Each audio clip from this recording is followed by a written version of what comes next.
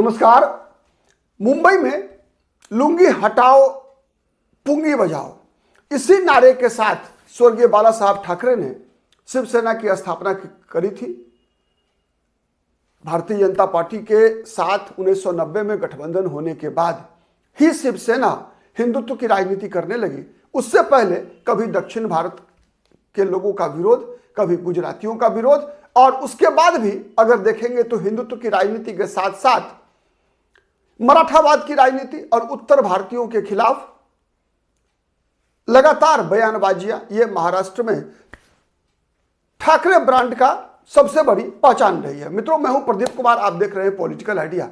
आज के इस अंक में चूंकि 15 तारीख को बीएमसी का चुनाव है, चुनाव तो वैसे 29 महानगर पालिकाओं का भी है पूरे महाराष्ट्र में, लेकिन पूरे देश की नजर लगी हुई है बीएमसी के चुनाव पर। और बीएमसी का चुनाव इतना महत्वपूर्ण है, आप इसी बात से केवल अंदाजा लगा सकते हैं कि भारतीय जनता पार्टी मुंबई में देश के विभिन्न राज्यों से अपने बड़े नेताओं को केवल इसलिए बुलाकर सभाएं करवा रही है कि जिससे कि उस राज्य के लोगों के वोट को बीजेपी अपने उम्मीदवारों के पक्ष में ट्रांसफर करा सके।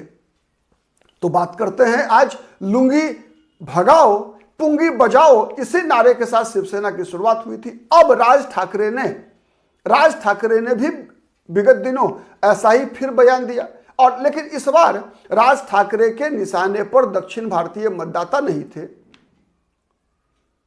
बल्कि राज ठाकरे के निशाने पर थे भारतीय जनता पार्टी के तमिलनाडु के पूर्व प्रदेश अध्यक्ष, बीजेपी के तमिलनाडु में फायर ब्रांड नेता के अन्नामलाई। मित्रों, जब शिवसेना का जन्म हो रहा था उन दिनों मुंबई के अंडरवर्ल्ड पर वरदराजन मुदलियार, जिन्हें लोग वर्धा भाई के नाम से जानते थे, एक छत्र शासन किया करते थे। उनके बाद ही उसी दौरान करीम लाला और हाजी मस्तान जैसे अंडरवर्ल्ड के डॉन मुंबई में हुआ करते थे, और उसी दौर में शिवसेना की स्थापना हुई। जैसा मैंने बताया आपको, बाला साहब ठाकरे हीरो बनकर उभरे। तो मुंबई एक ऐसा जगह है मित्रों जहां पर कि लगभग 50-60 वर्षों से आप कह सकते हैं कि ठाकरे ब्रांड का कब्जा है। और बात अगर बीएमसी की हो तो लगातार 28 वर्षों से 1997 से लेकर अब तक शिवसेना और ठाकरे ब्रांड का कब्जा है।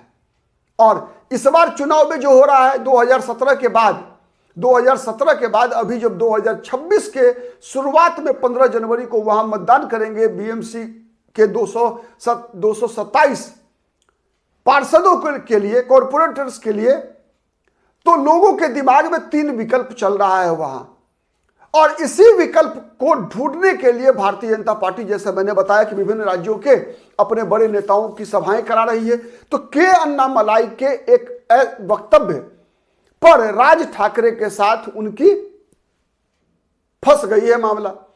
राज ठाकरे ने के अन्नामलाई का मजाक उड़ाया, इसलिए उड़ाया मजाक चूंकि 2 दिन पहले के अन्नामलाई ने एक सभा को संबोधित करते हुए कहा था कि मुंबई केवल मराठियों का नहीं है, मुंबई एक अंतर्राष्ट्रीय शहर है, मुंबई पूरे देश भर के लोगों का है, मुंबई भारत की औद्योगिक राजधानी है।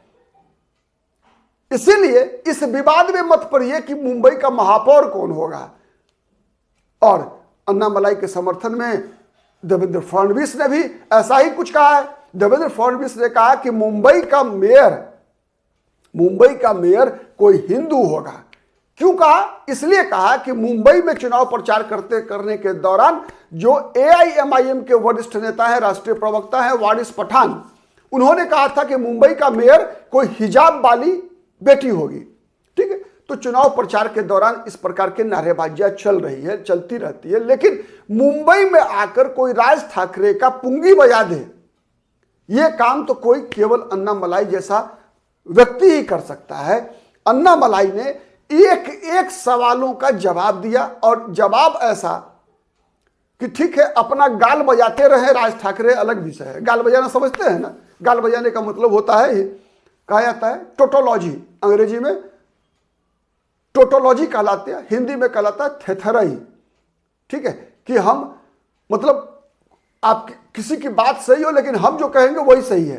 ठीक है, तो ऐसा राज ठाकरे कर सकते हैं, लेकिन राज ठाकरे की पूरी पूंगी बजाई है तर्क के साथ। अन्नामलाई पढ़े लिखे राजनेता हैं, उन्होंने कहा भी कि मेरे लिए राजनीति केवल झूठ बोलना नहीं होता, मेरे लिए राजनीति केवल राज ठाकरे से तुलना नहीं हो सकती। राज ठाकरे तो कि क्या हैसियत है राजनीति में, राजनीतिक समझ क्या है, दुनिया देखती है कि किस प्रकार से कभी उत्तर भारतीयों के खिलाफ, तो कभी भाषा के नाम पर, कभी किसी दुकानदार मिठाई वाले को परेशान करना, किसी को इस प्रकार की राजनीति है। ठीक है, राज ठाकरे ने जब कहा कि कोई रसमलाई आकर यहां बड़ी बड़ी बातें कह जाता है, मुंबई मराठियों का है, यहां पर मराठी के अलावा कोई दूसरा बात बोले, भाषा बोलेगा उसकी पैर तोड़ दूंगा, तो अन्नामलाई ने कहा कि मैं आता हूं मुंबई, तोड़ के दिखाओ मेरा पैर।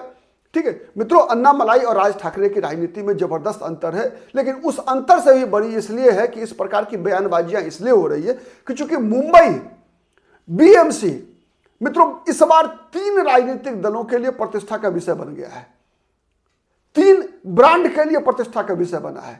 सबसे पहला प्रतिष्ठा का विषय है ठाकरे ब्रांड के लिए। जैसा मैंने कहा कि ठाकरे ब्रांड 2019 के बाद अपने अस्तित्व की लड़ाई लड़ रही है।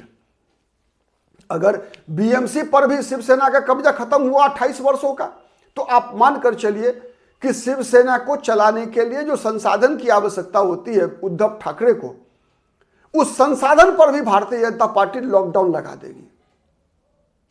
आप समझ रहे होंगे मैं क्या कह रहा हूं। 74,400 करोड़ का बजट है बीएमसी का। देश के 6 राज्य छोटे छोटे ऐसे हैं मित्रों जिसके बजट से ज्यादा बजट बीएमसी का है। आप अनुमान लगा सकते हैं कि बीएमसी क्यों महत्वपूर्ण है बाला साहब ठाकरे के दोनों बेटों और भतीजों के लिए, उद्धव ठाकरे और राज ठाकरे के लिए। उनके अस्तित्व की लड़ाई है। अगर बीएमसी पर से कब्जा खत्म तो आप मान के चलिए कि 50% शिवसेना उद्धव ठाकरे की ताकत, ठीक है, शिवसेना उद्धव ठाकरे की ताकत 50% खत्म हो जाएगी। सबसे बड़ा अंतर आएगा। दूसरा जो अंतर आएगा है भारतीय जनता पार्टी के लिए। भारतीय जनता पार्टी इस बात को साबित करने का प्रयास करेगी इस चुनाव के दौरान मित्रों कि हमने जो शिवसेना को तोड़ा था, इसलिए उद्धव ठाकरे अब बाला साहब ठाकरे की विरासत के उत्तराधिकारी नहीं है। बाला साहब ठाकरे का विरासत क्या था? बाला साहब ठाकरे का विरासत था मराठावाद प्लस हिंदुत्व का कॉकटेल। मतलब मराठावाद ही हिंदुत्व है, शिवाजी महाराज उसकी प्रतीक है। ठीक है, तो मराठावाद और हिंदुत्व दोनों में कोई अंतर नहीं है। तो ये देवेंद्र फडणवीस के लिए चुनौती है इस बात को साबित करने के लिए कि उद्धव ठाकरे ब्रांड के उत्तराधिकारी नहीं है, बल्कि उसकी उत्तराधिकारी एकनाथ शिंदे भी नहीं बल्कि भारतीय जनता पार्टी है। क्योंकि इस बार चुनाव में अगर भारतीय जनता पार्टी और एकनाथ शिंदे की महायुति की जीत होती है तो निश्चित है कि मेयर भारतीय जनता पार्टी का होगा। और तीसरा परीक्षा की घड़ी है कांग्रेस पार्टी के लिए। कांग्रेस यह साबित कर पाएगी कि उद्धव ठाकरे के साथ गठबंधन करना कांग्रेस पार्टी के लिए नुकसानदेह था। कांग्रेस पार्टी के पास सावधान करने का इससे बेहतर अवसर बीएमसी के चुनाव से बेहतर अवसर नहीं है।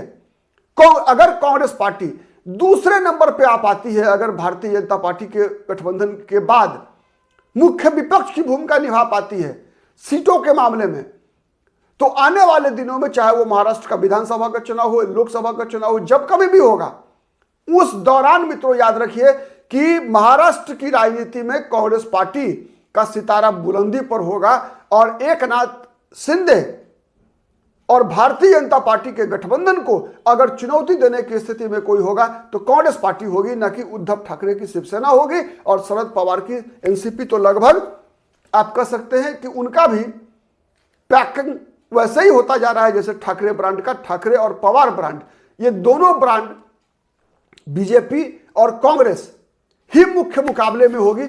ये दोनों ब्रांड जो है लगातार जो 20 वर्ष 25-30 वर्ष से मुंबई की राज 90 के बाद से आप कह सकते हैं और 2000 के बाद से पवार ब्रांड, इनका बोरिया बिस्तर बंधेगा। आप कितने सहमत हैं कमेंट करके बताइएगा। आज के लिए इतना ही, बहुत बहुत धन्यवाद, नमस्कार।